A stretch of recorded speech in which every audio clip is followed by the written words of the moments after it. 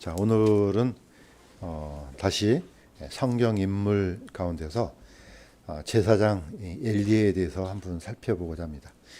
원래 이제 이게 인물을 하다 보니까요, 시대가 많이 이제 겹치는 게 있었는데 또 이 부분은 또 그냥 넘어가기 힘들어서 같이 한번 가져와 봤습니다. 사무엘상 1장부터 4장까지니까 사무엘하고 이제 시대가 겹치긴 한데 포커스를 엘리 제사장한테 한번 맞춰봤습니다. 자, 이분이 특징적으로 어떤 게 좀 맞나 했더니 인물보다는 하나님께서 하셨던 이 말씀이 이 엘리 제사장의 어떤 일생을 이렇게 요약을 해주는 것 같습니다. 사무엘상 2장 29절에서 30절 좀 길지만은 같이 한번 읽어보겠습니다. 보이시죠? 앞에 있던. 자, 처음부터 시작. 너희가 어찌하여 내가 내 처소에서 명령한 내 희생물과 내 헌물을 발로 차며 내 아들들을 나보다 더 존중히 여겨 내 백성 이스라엘이 드리는 모든 헌물 중에서 가장 좋은 곳으로 너희 자신을 살지게 하느냐. 그러므로 주 이스라엘의 하나님이 말하노라. 참으로 내가 말하기를 내 집과 내 조상의 집이 내 앞에서 영원히 걸으리라 하였으나 이제 주가 말하노라. 내가 결단코 그리하지 아니하리라. 나를 존중히 여기는 자들을 내가 존중히 여기고 나를 멸시하는 자들을 소홀히 여기리라. 하나님께서 엘리에게 마지막으로 주셨던 이 말씀인데 엘리 제사장이 그 대상이 됩니다. 자, 어떻게 해서 이런 결론이 떨어졌는지 쭉 한번 살펴보도록 하겠습니다. 그런데 뭐 이미 한번 경험했지만은 또 같이 묵상을 했지만은 엘리 제사장하고 이 사무엘하고는 상당히 대조적입니다. 그런데 이제 두 사람을 놓고 대조하면 시간이 너무 기니까 엘리만 주로 이제 초점을 좀 맞춰봤습니다. 그런데 이 하나님께서 이런 말씀을 하셨을 때, 이 말씀을 했을 때 치명적인 엘리의 약점은 거꾸로 엘리가 가지고 있는 이 직분 때문에 그렇습니다. 보통 아무렇지 않고 평범한 삶을 살았으면은 이게 어떤 이 말씀이 크게 와닿지 않는데 엘리의 직분이 어떻게 보면은 더 큰 화를 불러오는 그런 역할을 한 것 같습니다. 사실 이게 개인의 역사긴 하지만요, 좀 범위를 넓혀 보면은 이스라엘도 똑같습니다. 이스라엘은 하나님께서 선택하셨고 또 어느 누구보다도 이방인들한테는 보여주지 않으셨던 수많은 기적들, 이적들, 말씀들을 이스라엘 백성들한테 부어줬거든요. 그러니까 이스라엘 백성들은 엄청난 특권을 받은과 동시에 책임감이 또 생깁니다. 그러니까 그 책임을 잘 감당하면 더 큰 복이 임하는데 거꾸로 하나님께서 보셨던 그 엄청난 은혜를 망각하고 반대로 행동하면은 다른 이방인들보다 더 큰 재앙이 떨어지거든요. 이게 보니까 이런 게 좀 무서운 것 같아요. 우리가 이제 그리스도인이 됐잖아요. 근데 엄청난 하나님의 복을 누리고 있죠.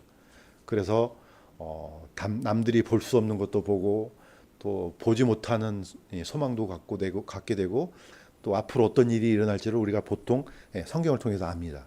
그런데 이런 사람이 타락하게 되면은 사실 그거는 그 재앙은 더 크다고 저는 봅니다. 똑같습니다. 엘리 제사장이 이런 엄청난 재앙을 맞이한 이유가 바로 그의 직분에 있습니다. 자, 왜 그런가 한번 보도록 하겠습니다. 엘리는 대제사장이었습니다. 우리는 이제 하도 성경을 통해서 이제 이런 얘기를 많이 들으니까 좀 감이 좀 떨어진 것 같아요. 그런데 뭐 이스라엘뿐만 아니고 누구든지 이 대제사장의 직분은요 사실 어마어마하게 합니다. 그런데 이제 여기 도표를 보시면 아시겠지만은 대제사장은 아론부터 시작됩니다. 자, 레위기 10장 1절에서 2절을 보시면은 이건 제가 읽겠습니다. 아론한테는 4명의 아들이 있습니다. 그런데 2아들이 죽고 2아들이 이제 이 직분을 이어받습니다. 어째서 그랬는지 보겠습니다. 아론의 아들 나답과 아비후가 주께서 그들에게 드리라고 명령하지 아니한 이상한 불을 그분 앞에 드렸더니 불이 주로부터 나와 그들을 삼킴에 그들이 주 앞에서 죽으니라. 자, 대제사장 아론이 네 아들이 있었는데 두 아들이 어떤 일을 했냐면은 하나님의 성전에서 성막에서 다른 하나님께서 명령하지 않는 불을 피웠습니다. 그랬더니 그 향로에서 불이 나와서 두 사람을 집어삼켰습니다. 그러면 두 사람이 갑자기 죽어버렸잖아요. 자, 그랬더니 이렇게 얘기를 합니다. 모세가 아론과 그의 아들들인 엘리야살과 이다말에게 이르되 너희는 머리를 드러내지 말고 옷을 찢지 말라.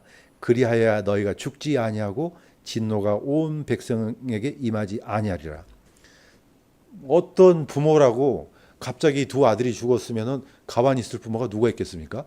그런데 명령을 그 죽음을 슬퍼하지 말라고 합니다. 머리도 풀지 말고 옷도 찢지 말라. 그러니까 전혀 감동의 요정이 없어야 된다고 이렇게 명령합니다. 자, 이랬더니 그 말씀을 그대로 받아서 두 아들, 이제 나머지 두 아들 엘리아살과 이다말이 남습니다. 자, 여기서부터 계보가 이제 바뀌죠. 원래 정상적으로 한다면은 아론이 대제사장이었기 때문에 아마 장남인 나답이 대제사장이 됐을 겁니다. 그런데 이게 어디로 흘러가냐면은 막내 이다말을 통해서 누가 태어납니까? 엘리가 사실 이어집니다. 그 과정은 정확하게 이제 잘 모르는데 왜 셋째가 안 되고 넷째가 됐나 저도 이제 그게 좀 약간 궁금합니다. 어쨌든 이 엘리를 통해서 계속해서 이 대제사장의 직분이 흘러갑니다. 우리가 잘 알고 있는 지금 좀 이따 나올 건데 바로 홈리와 비느하스가 죽죠. 죽기 전에 비느하스가 누구를 낳습니까? 아히둡과 이가봇이 태어나죠. 우리가 많이 듣던 이가봇. 여기서는 라인이 안 나오고 바로 아히둡에서 라인이 생기죠. 자, 그래서 아히멜렉. 성경에 보면 이름이 너무 헷갈린 게 많죠. 이 아히멜렉은 누굽니까? 바로 다윗왕 시대 때 노 제사장 중에 죽은 제사장입니다. 그러니까 사울왕이 쫓아와서 이제 다윗을 도와줬다는 그 빌미로 거의 다 죽이잖아요. 85명의 제사장들을 다 죽였을 때 이 아히멜렉이 제사장으로 있었습니다. 대제사장으로. 자, 이때 도망쳐 나온 사람이 바로 아비아달입니다. 자, 이렇게 해서 이제 라인이 이어지죠. 자, 오늘은 포커스가 엘리입니다. 엘리가 왜 어떻게 태어났나, 어떤 라인인가 볼 때 바로 아론해서 막내 아들 이다말을 통해서 엘리가 이렇게 이제 이어집니다. 사실 이 제사장 또는 대제사장이요, 우리는 킹의 이름은 많이 외우지만은 기억하지만 제사장은 많이 놓치는 경우가 있습니다.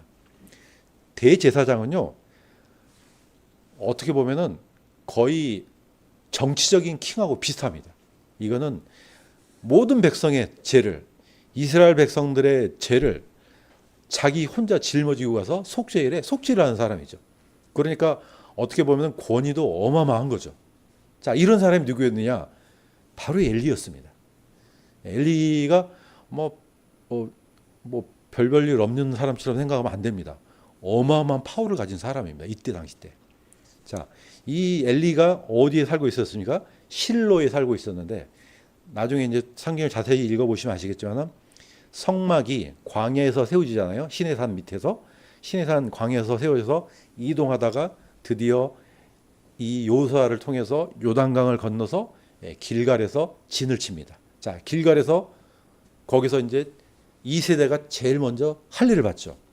그다음에 그 길갈에서 할례를 받고 첫 번째 유월절을 지키죠. 그다음에 길갈에서 드디어 40년 동안 내렸던 만나가 그칩니다. 그래서 첫 열매를 맺죠. 드디어 이제 어디로 갑니까? 이때 하나님께서 여리고성을 공략하게 하죠.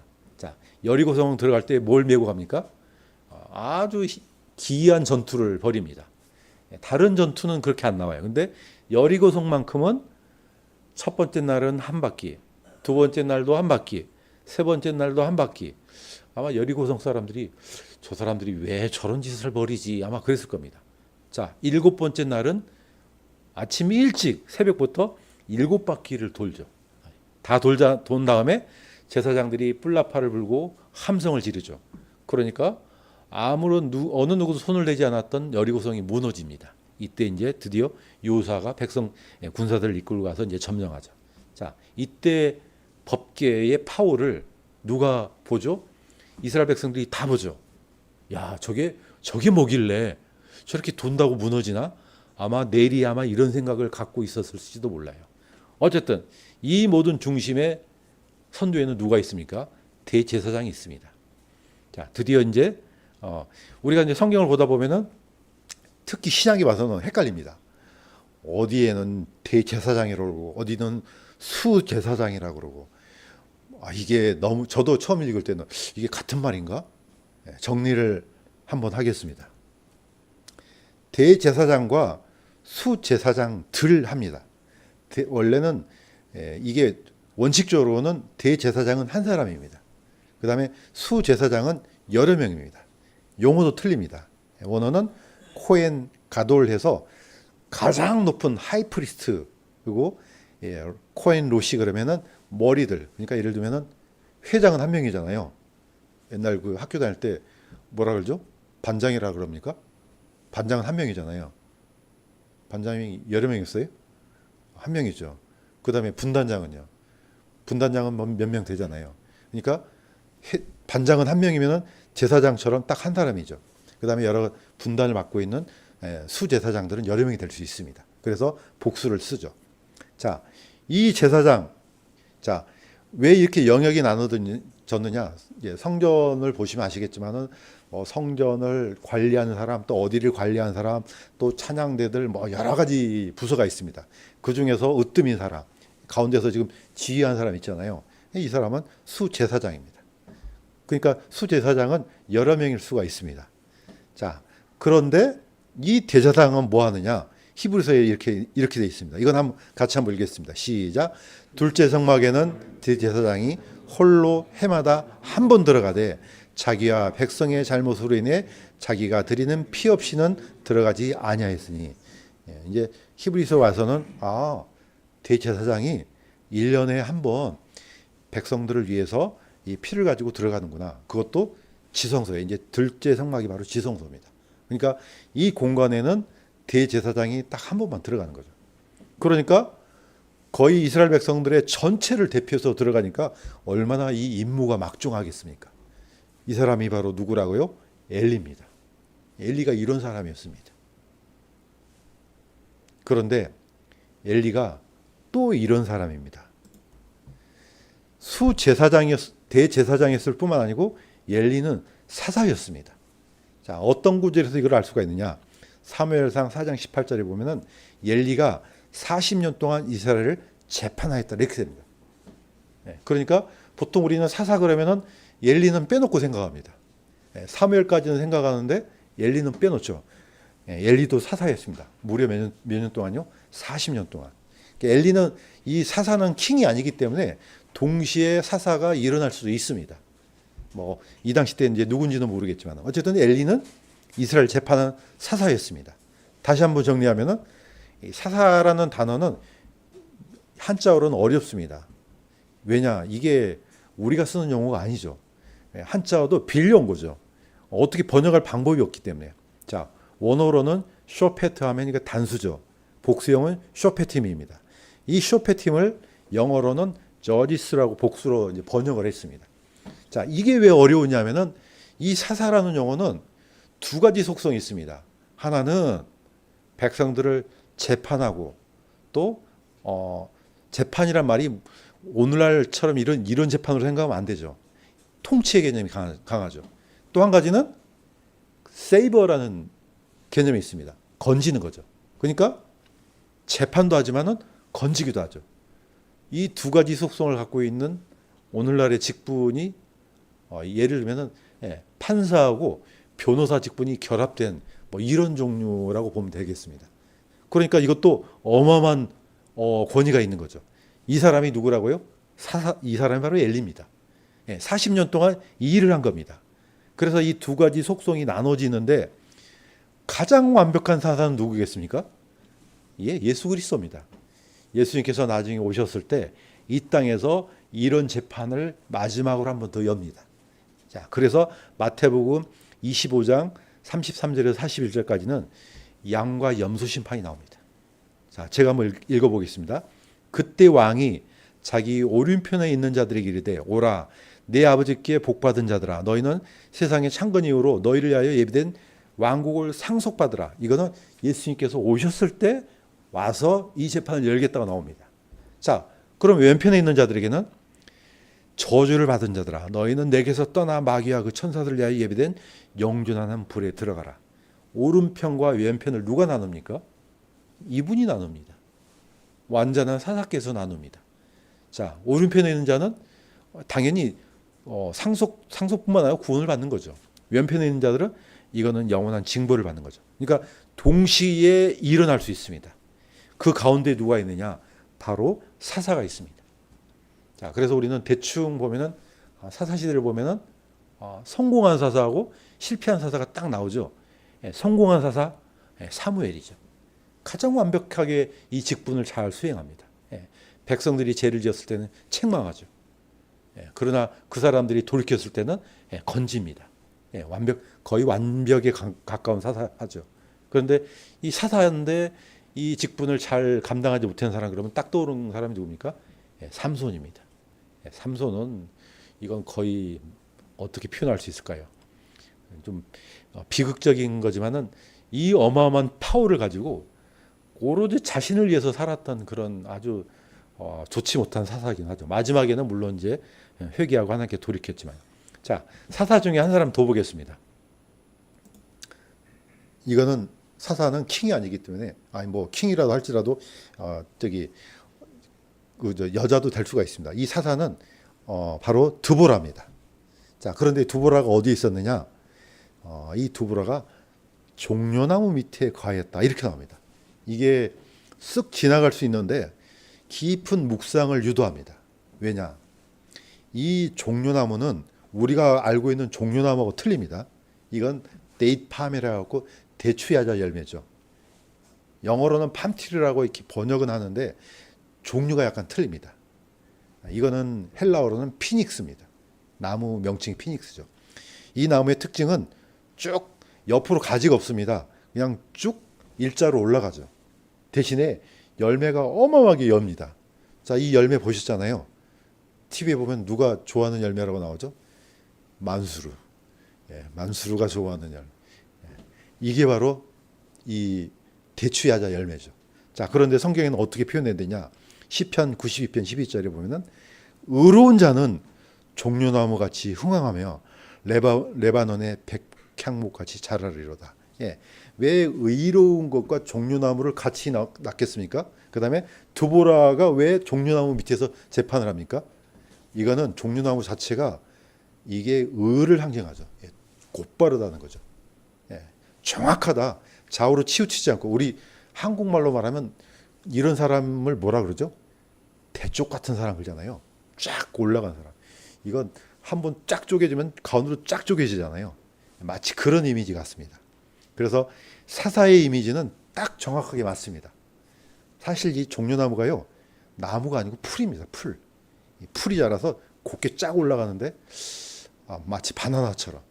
바나나도 풀이잖아요. 풀인데 커서 이제 나무처럼 되는데 이 종려나무도 똑같습니다. 자, 그런데 에스겔을 보면은요, 이 나무가 이렇게 돼 있습니다. 그룹들과 종려나무들과 함께 만들어져서 그룹과 그룹 사이에 종려나무가 있더라. 에스겔서에 보면은 이제 드디어 천년왕국 성전에 대한 기록이 나옵니다. 에스겔이 자세하게 40장부터 48장까지 기록하는데 여기에 보면은 성소, 지성소에 보면은 어떤 문양이 기록되느냐? 그룹들과 종려나무가 번갈아 가면서 계속해서 나옵니다. 왜 종려나무를 그 성소, 지성소에다 문양으로 세워놨겠습니까? 하나님의 통치는 공의롭다는 겁니다. 좌우로 치우치지 않고 하나님의 완벽한 공의를 드러내는 이 상징적인 나무가 바로 종려나무입니다. 자, 드보라가 종려나무 밑에 거하고 이스라엘 자손은 그녀에게 올라가 재판을 받았더라. 그러니까 그만큼 공명정대했음을 암시를 해주고 있다는 거죠. 유일한 여자 사사지만은 아주 어떻게 보면은 거의 모든 사람들의 귀감이 되는 그런 사사이기도 합니다. 자, 그 중에 한 사람이 누구라고요? 엘리입니다. 그러니까 엘리가 우리가 볼 때는요, 그냥 허접한 사람이 아니에요. 엄청난 파워를 갖고 있는 사람이고 엄청난 책무를 감당한 사람이죠. 자, 엘리를 제가 띄우잖아요. 띄우면 띄울수록 지금 불안감이 더 심해지죠. 왜냐? 톡 떨어지거든요. 자, 이런 엄청난 책무 또는 책임이 있던 데가 이스라엘의 사내들입니다. 이 사내들인데 한번 보겠습니다. 거의 대제사장 여기 안에는요, 제사장들, 서기관들 거의 다 레이지파로 포진돼 있잖아요. 그 다음에 장로들, 그러니까 거의 브레인들이 다 들어 있습니다. 구약 시대로 말하면 아마 사사들까지 아마 들어 있을 것입니다. 그런데 여기가 왜 성경에 자주 등장합니까? 다른 사람들이 똑같이 거짓말해도 여기서 거짓말하면은 여기는 책임감이 더 큽니다. 어떤 짓을 저질렀는지 한번 보겠습니다. 이거 같이 한번 읽어보겠습니다. 시작. 이제 수제사장들과 장로들과 온 공회가 예수님을 죽이려고 그분을 대적할 거짓 증인을 구하되 아무도 찾지 못하였더라. 이 공회가 바로 사내들인인데 사내들의 총 멤버는 71명입니다. 의장 빼고는 70명입니다. 그래서 70인회라고도 합니다. 이거는 한국에는 없죠. 만약 있다면은 한국에 있는 국회하고 재판 사법부하고 입법부를 다 통합시켜 놓은 그런 기구라고 할 수 있습니다. 그러니까 어마어마한 파워죠. 어떻게 보면 세상에서 가장 공명정대한 재판정 그러면은 바로 사내들입니다. 세상에서 가장 거룩한 사람들 그러면은 사내들입니다. 세상에서 가장 놀라운 하나님에 대한 지식을 갖고 있는 사람들 역시 사내들입니다. 그런데 이 사람들이 어떤 짓을 저질렀습니까? 하나님의 아들을 죽이려고 거짓 증인을 찾아내서 그 앞에 세웠습니다. 물론 타락한 나라들도 많이 있습니다. 저기 중국에서 이런 일을 벌였으면은 이거는 뉴스도 아니죠. 원래 그런 나라니까 할 수도 있습니다. 그런데 사내들인에서 이걸 이렇게 이거는 엄청난 일입니다. 그래서 책임감이 더 커지고 더 무거운 겁니다. 자, 우리도 똑같습니다. 여기서 우리가 얻을 수 있는 교훈은 사실 그리스도인이라는 직분이 우리가 은혜로 보면은 그렇지만은 책임감을 놓고 보면요 엄청난 겁니다. 왜냐? 우리가 누굽니까? 하나님의 자녀들입니다. 그러니까 우리의 행동 하나가 굉장히 신중해야 되고 이거는 어떻게 보면 우리 어깨를 짓누르는 거하고 약간 비슷합니다. 왜냐? 그만큼 막중하다는 거죠. 잠언서에 보면 이렇게 되어 있습니다. 이건 제가 읽겠습니다. 거짓된 저울은 주께 가증한 것이나 공정한 추는 그분께서 기뻐하는 것이니라. 자, 23절에 보면은 20절 서로 다른 추는 주께 가증한 것이요 거짓된 저울은 좋지 못한 것이니라. 밑에 보면은 저울 나오잖아요. 어디 목욕탕에 가면 이런 저울씩 하나씩 있잖아요. 가서 목욕탕에서 쟀어요. 몸무게를 재니까 60kg가 나왔어요. 살이 많이 빠졌네. 어떻게 이제 우연찮게 다른 목욕탕에 갔는데 똑같은 저울이 있어요. 쟀더니 보니까 여기는 70kg네. 만약에 저울이 여기 목욕탕하고 똑같은 저울이 저기 목욕탕에 틀려요. 그러면 이거 믿을 수 있습니까? 없습니까? 믿을 수가 없죠. 시장에 갔는데 여기서 쟀더니 30kg가 나오는데 저기 딴 데 가서 봤더니 똑같은 회사 건데 40kg 나왔어요. 이게 바로 공의입니다. 공의. 하나님이 왜 공정하냐? 동일하다는 거죠. 여기에 있는 법하고 저기에 있는 법하고 서로 달라요. 우리가 가끔 가다가 이런 분노를 일으키잖아요. 왜 차별해 이거죠. 저 사람한테는 왜 이런 특혜를 주고 이 사람한테는 이렇게 좋지 않은 걸 주죠? 왜 너 공정하지 못해? 우리 이럴 때 이 정의감에 불타잖아요. 왜 저 사람이 공정하지 못하지? 자, 우리도 그런데 만약에 이스라엘 백성들이 이런 걸 보면 어떻게 하겠어요? 이거는 더 참지 못하겠죠. 그래서 동일해야 된다는 거죠. 자, 자기 자신한테는 아주 관대하고 다른 사람한테는 엄격하다. 이건 좀 참아낼 수 있습니다.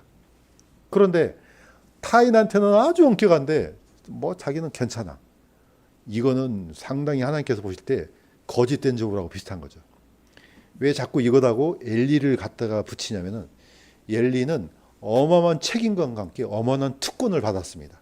그런데 만약에 엘리가 잘못되면요, 이건 본인 한 사람이 잘못된 게 아니죠. 전체가 다 무너지는 겁니다. 자, 율법에 로마서에 보면 이렇게 돼 있습니다. 이거 한번 같이 한번 읽겠습니다. 시작. 율법을 자랑하는 네가 율법을 어김으로 하나님을 욕되게 하느냐? 이것은 기록된 바 하나님의 이름이 너희로 말미암아 이방인들 가운데서 모독을 받는도단과 같으니라. 예. 자, 하나님께서는 이방인들한테는 율법을 안 주셨습니다. 이스라엘 백성들한테 줬습니다. 그러면 이스라엘 백성들은 이 율법으로 인해서 더 큰 죄가 드러납니다. 예. 더 큰 무거움과 책임감이 있고 하나님께서 하나님께서 이렇게 공의롭구나. 그런데 그 율법을 거꾸로 거짓되게 활용을 합니다. 이걸 자랑해요. 너희들은 율법도 없는 아주 미개한 애들이야. 우리는 하나님의 법을 받았어. 그런데 그 법을 가진 사람들이 오히려 더 많은 죄를 저질러요. 그럼 누가 욕합니까? 이방인들이 욕하죠. 야, 너희는 하나님의 법을 받았다는 사람이 그래? 저는 어렸을 때 이런 현상들을 참 많이 봤습니다. 자, 이웃집에 있던 이 청년이 이게 교회를 열심히 신실하게 다니는 사람이었어요. 진짜인지 가짜인지는 모르겠지만 어쨌든 그런 분이었어요. 그런데 아버지하고 대판 싸웠어요. 막 멱살 잡고 싸웠어요. 큰일이잖아요. 그랬더니 그 이웃 사람들이 와서 하는 말이 한결같은 말이에요. 아니, 교회 다니는 애가 저러면 돼? 똑같습니다. 만약에 믿지 않는 사람이 그런 일을 벌이면은 그것도 나쁜 거지만은 그렇게 욕을 먹지 않는데, 아니, 교회 다닌다면서 보통 우리를 욕한 사람들이요, 다 이것 갖고 얘기합니다. 똑같은 잘못을 저질렀어도 우리한테는 더 엄격한 잣대를 들이내밉니다. 그러니까 무겁다는 거죠, 이게. 자, 엘리 가문이 왜 무너졌습니까? 자, 이거 한번 읽겠습니다. 자, 이거는 엘리가 죄를 범죄한 두 아들들의 이 얘기를 합니다. 같이 한번 읽겠습니다. 시작. 내 아들들아, 내가 듣는 소문이 좋지 않으니 너희가 주의 백성으로 하여금 범법하게 한도다. 한 사람이 다른 사람에게 죄를 지면 재판관이 그를 재판할 터이나 사람이 죽기에 죄를 지으면 누가 그를 위하여 강구하겠느냐. 사실 엘리도 자기 아들들에 대한 죄를 알고 있었습니다. 그러니까 말렸죠. 적어도 대제사장이 이거 안 말리면 안 되잖아요. 자, 말리면서 내가 소문을 들어보니 너희가 아주 큰 잘못을 저지르는 거야. 우리가 이제 민망할 정도의 일이 나오잖아요. 그런데 엘리가 하는 말이, 자, 사람이 다른 사람한테 죄를 지으면은 재판관이 중재를 할 수 있다는 거죠. 그런데 만일 재판관이 죄를 지으면은 중재할 사람이 없다는 겁니다. 다시 말해서 가장 최고위에서 가장 공정해야 될 사람이 하나님께 범죄하면은 이건 어떻게 맞겠냐 이겁니다. 엘리가 걱정했던 건 이거예요. 그러나 두 아들들의 범죄는 막지를 못합니다. 그래서 오늘 읽었던 말씀이 이 말씀입니다. 하나님께서 주신 말씀인데 제가 요약해서 읽겠습니다. 너희가 어찌하여서 내 초소에서 명령한 내 희생물과 내 현물을 발로 차며, 이거는 엘리에게 주는 말이에요. 네 아들들을 나보다 더 존중히 여겨. 엘리의 치명적인 죄는 이겁니다. 자, 대제사장이고 두 아들은 제사장이죠. 언젠가는 죽지 않고 살았으면은 아마 그 두 아들 중에 하나가 대제사장이 됐을 겁니다.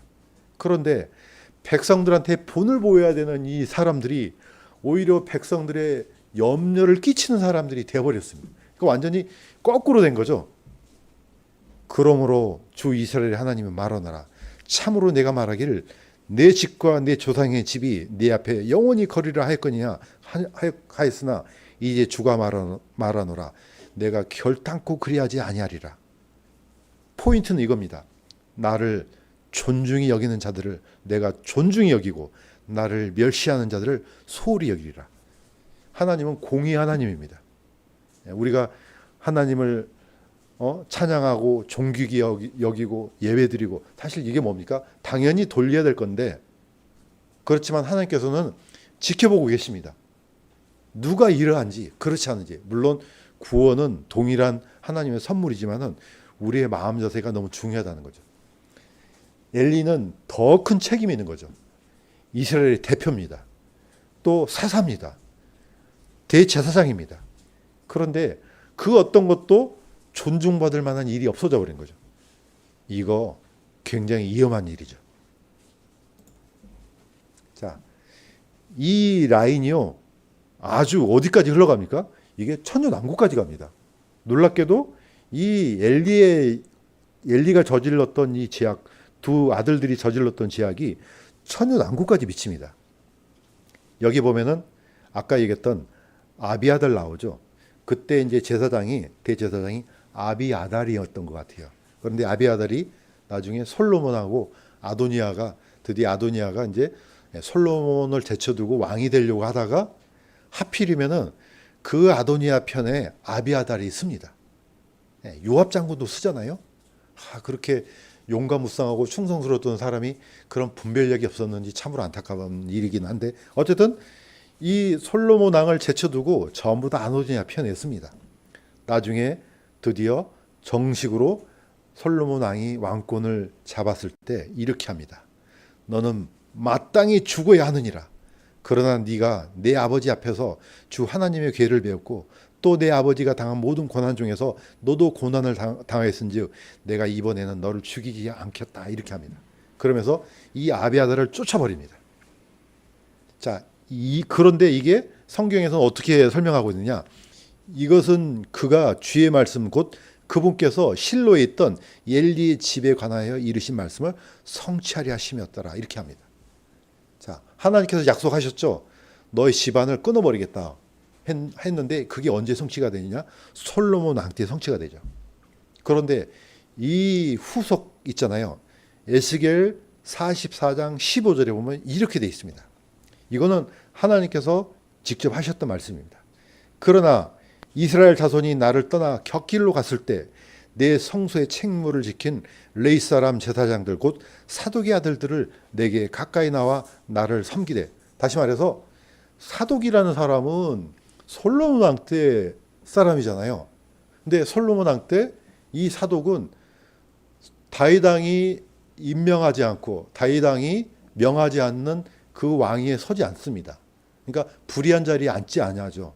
끝까지 다윗 왕의 재가를 기다렸고 다윗 왕이 솔로몬 왕한테 왕위를 물려줬을 때 이 사독은 거기에 충성합니다.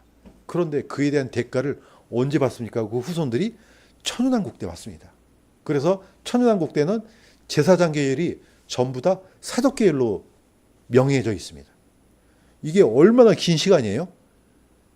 그런데 그 한 사람의 잘못으로 인해서 그 후손들이 이 어떻게 보면은 거의 운명이 나눠져 버립니다.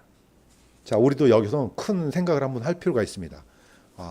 이게 내 위치, 내 직분, 이게 사소한 게 아니구나. 하나님 앞에서는 굉장히 엄중한 거구나. 내 후손들이 이런 복을 잃어버릴 수 있겠구나 생각을 할 필요가 있는 겁니다. 그래서 우리가 그냥 세상에서 그냥 단순히 사는 게 아니고 적어도 내가 그리스도인이구나. 나는 적어도 하나님의 제사장이구나. 영적인 제사장이구나. 내 한 사람의 잘못은 세상 사람들이 하는 잘못하고는 차원이 다르구나. 이걸 우리가 교훈으로 받을 필요가 있다고 봅니다. 이제 마무리 짓겠습니다. 교회에게 주시는 교훈이 있습니다. 바로 그 엘리라는 그 직분, 어떻게 보면은 성경에서는 항상 경계를 하죠. 제사장하고 왕은 절대로 겸임하면 안 됩니다. 이거는 금해져 있어요.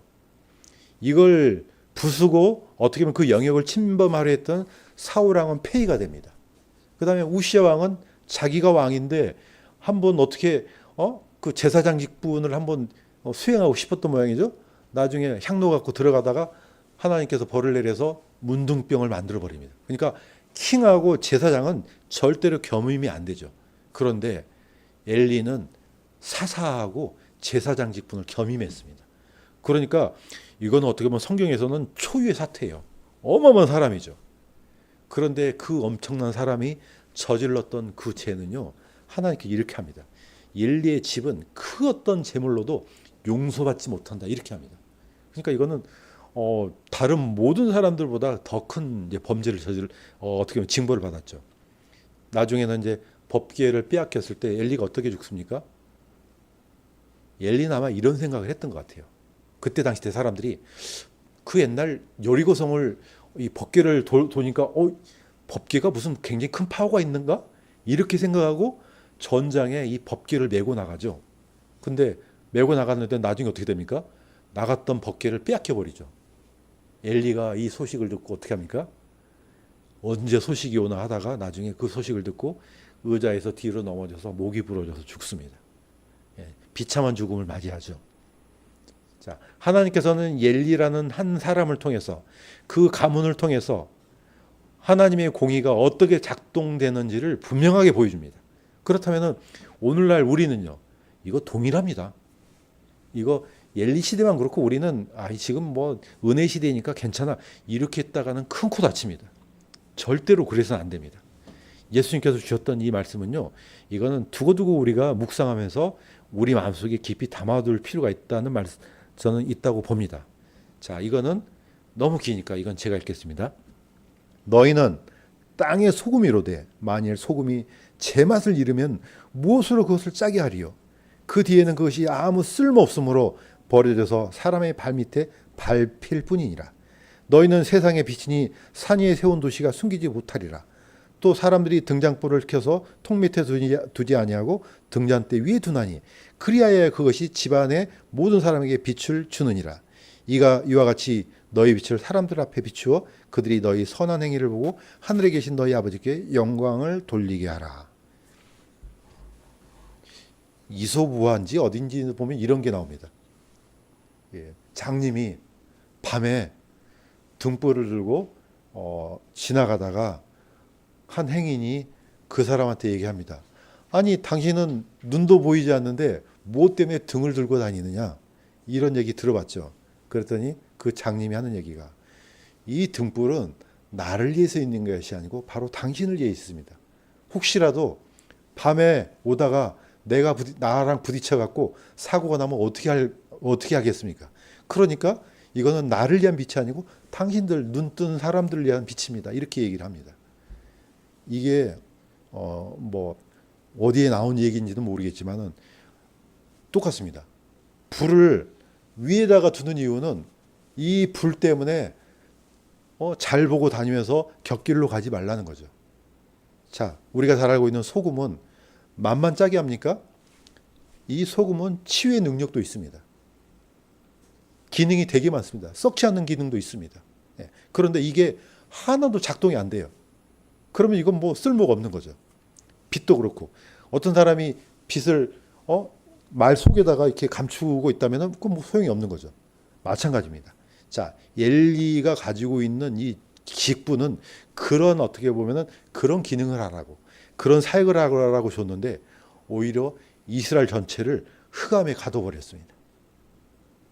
그래서 우리는 오늘날 이 교훈이 거꾸로 우리한테 타산지석이 됐으면 참 좋겠습니다. 오늘은 한 사람의 인생을 살펴봤지만은 우리한테 주는 교훈은 굉장히 크다고 저는 믿습니다. 기도하겠습니다. 하나님 아버지, 오늘은 성경 인물 중에서 엘리를 살펴봤습니다. 그는 대제사장이었고 이스라엘의 사사였습니다. 어떻게 보면은 한 나라의 모든 운명을 짊어지는 엄청난 사역자였습니다. 그러나 그 기능을, 그 사역을 제대로 못했을 때 오는 그 엄청난 비극을 우리가 잘 살펴봤습니다. 그렇다면 동일하게 우리에게 주신 하나님의 크나큰 은혜, 하나님의 자녀된 우리 그리스도인들에게도 그 책무가 엄청나다고 봅니다. 우리는 엘리야 같은 삶을 쫓아가지 않도록 주님께서 도와주시옵소서. 반대로 주님 오시는 그날까지 빛과 소금의 역할을 다해서 오히려 거꾸로 세상 사람들이 우리의 행동을 보고 하나님께 영광을 돌리는 그런 엄청난 그런 일들이 일어날 수 있도록 주님께서 저희를 붙들어 주시옵소서. 감사드립니다.